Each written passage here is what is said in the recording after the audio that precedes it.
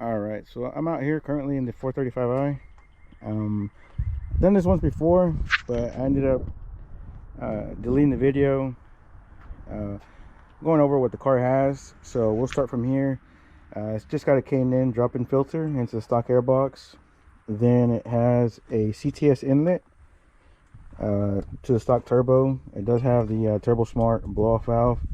I think it's the dual port. It's the one that vents to the atmosphere. I think that's what it's called. VRSF catless downpipe, and let's go to the cold side. I have a MAD charge pipe, and I do have a 3.5 bar map sensor, and then I also have a MAD racing cooler, which I believe is like 6.5 or 7 inches. It's the bigger one. It does extremely well. And then what I also have is I got the car right now on the front skinnies. I usually use those when I'm going to go run the car. I'm not really going to go over the cosmetic things. We're just going to talk about performance. Do got a aluminum GTS replica hood that drops about 20 pounds. I do also have a DSP drive shaft that you can't see. Did not break the stock one, but on my other car, the 340, I did break that one. So I do run it on 17s, Mickey Thompson's in the back when I go to the track. And so I put the drive shaft just, as precaution, so I wouldn't break a drive shaft and have to get the car towed home. And then as far as software, it's got XHP stage 3. That's the one I use. And then when I do drag race it, I put drag mode on.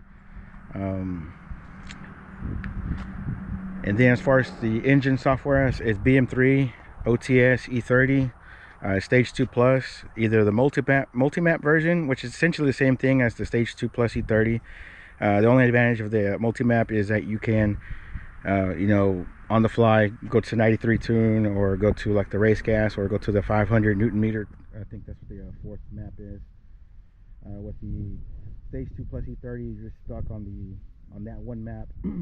So with that setup, the car went 1097 on the slip, and then 1098 on draggy.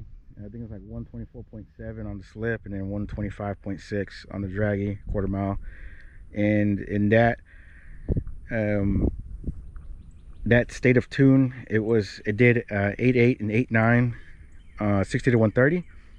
So recently, what I did decide to change up was I added a flex fuel sensor to be able to take advantage of the flex fuel that's on BM3. And then I also changed out I forgot to list this earlier, but it does have a Dort. It did have a Dort stage 1. I changed that out to a, you can see it, I changed it out to an LT4 pump, which is basically a stage 2 pump, the older version of the stage 2 pumps. Now Precision Race, Nostrum, Dorch, and all that, they have a slightly revised version. Supposed to be a little bit bigger or flow a little bit more. But so when I first did the flex fuel sensor, I put it on the same fuel that I ran the 10-second pass on.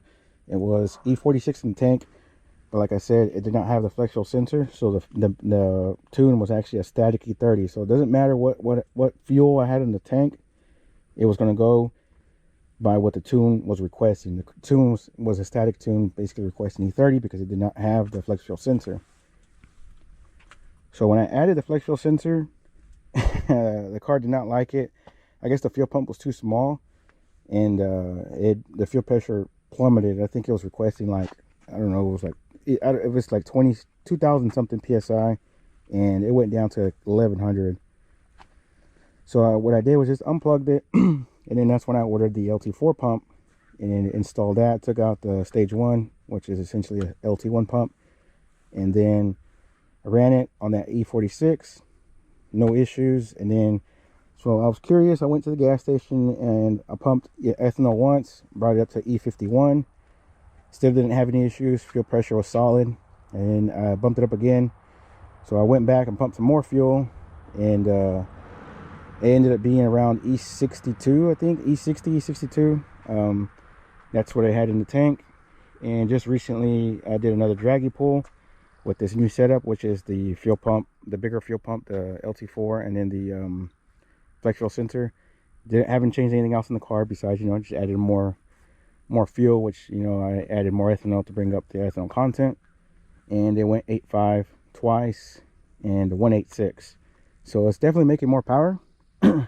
So before, on the DS1 pump, the older LT1 style pump, it did 418 and 491 torque. That's the best that it would make. So I'm not sure what it makes now, but I'm pretty curious to see what it would do.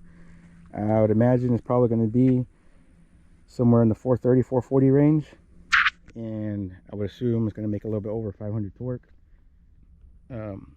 Probably won't put it in a dyno till later this year. So now that it makes more power, I did have trouble hooking with the open diff and the 17-inch Mickey Thompsons. And I think the best 60-foot I would cut is like mid 1.6s and low 1.7s, which it's not. I was not launching it at I guess you can say full send.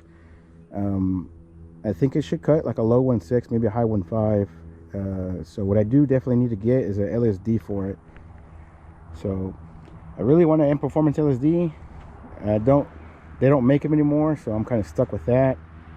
I would like to get one, even if it's a used one, but if I can't get one, then I'll end up just getting like maybe an aftermarket diff and putting that together and you know, seeing what the car can do. I think it should be a 1070 car. It might be in really good weather. Maybe it can hit a 1060.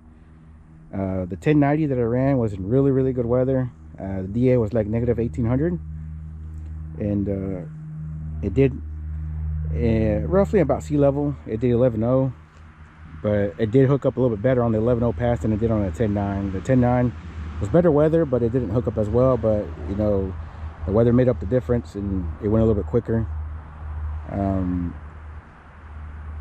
So I think a 1080 will probably be in about sea level conditions. I mean, that's when I ran the 11.0, and I think a 1070 is possible with the LSD and you know, good weather. We'll see what it can do. Probably won't be until next season. We're pretty much here in Texas. We're not gonna really have much good weather, especially Southeast Texas. I think when I did this 60 to 130 pass, it was similar weather when it was doing the 8.8 and 8.9, which is about negative 500 feet DA. And so try to take advantage of this last little cool front that we had. You know, it's already going to be April. I know it's going to start warming up. It ain't going to run, you know, as good. You know, that's just facts. But I think my overall goal for it now, I think I'm going to keep this car stock turbo for at least another year. And I don't know, I would really like to get a hybrid and get into the 9s. I don't think there is not many N55s that are in the 9s, especially rear wheel drive. And if I was to accomplish that with the hybrid, I think that would say a lot. You know, because essentially nobody's doing it. Nobody's making these N55s quick. I mean, there's a few people that are you know, have built cars and all that, but it's just, you know, it's kind of tough, and people are realizing it. You know, it's not as easy as, you know, slap it together and, oh, let's go run a number. So, you know, that's something that some people are starting to realize, especially the people that are actually building these cars. And you know, it's not as easy as it seems. You know, it's a lot of things that go in. You got to take it into account. You got to mesh everything together. So, but yeah, so the ultimate goal, like I said, is hopefully I can get like a 1070 out of it, and I think that'd be good. And maybe I can get like a little bit better than the 850 into a little bit better weather, and we'll see. And appreciate you for taking the time and listening to this, and we'll catch you on the next one.